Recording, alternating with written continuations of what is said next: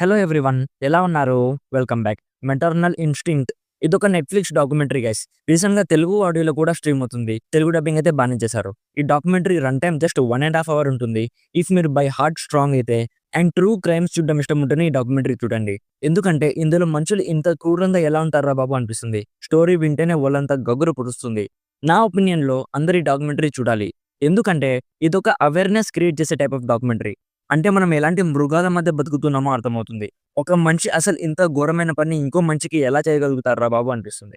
డీటెయిల్‌గా మాట్లాడుకుందాం. అంతకుముందు నెట్‌ఫ్లిక్స్‌లో వచ్చే డాక్యుమెంటరీస్ ఆల్రెడీ చాలా రివ్యూస్ చేశాను. ఒకసారి ఈ ప్లేలిస్ట్ చెక్ చేయండి. మన కంటెంట్ మీకు నచ్చితే సబ్స్క్రైబ్ చేసి బెల్ నోటిఫికేషన్స్ కూడా ఆన్‌లో పెట్టుకోండి. సింపుల్‌గా ప్లాట్ ఏంటంటే ఇందులో టైలర్ పార్క్ అనే ఒక లేడీ స్టోరీ చూపిస్తారు.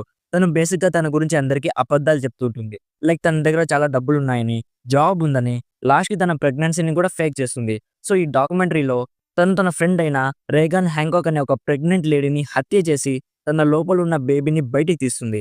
ఎందుకు ఇలా చేసింది అనేది మీరు ఈ డాక్యుమెంటరీలో చూస్తారు.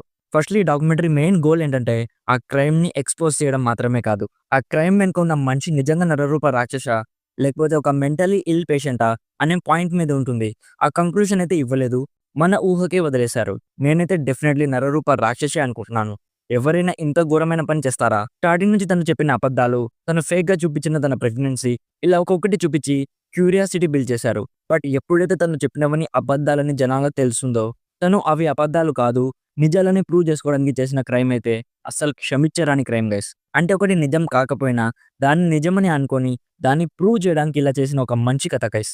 సీరియస్‌లీ ఇఫ్ మీరు సెన్సిటివ్ పీపుల్ అయితే ప్లీజ్ ఈ డాక్యుమెంటరీ నుంచి ఎంత దూరంగా ఉంటే అంత మంచిది. చాలా చిల్లింగ్‌గా, హాంటింగ్‌గా అనిపించింది.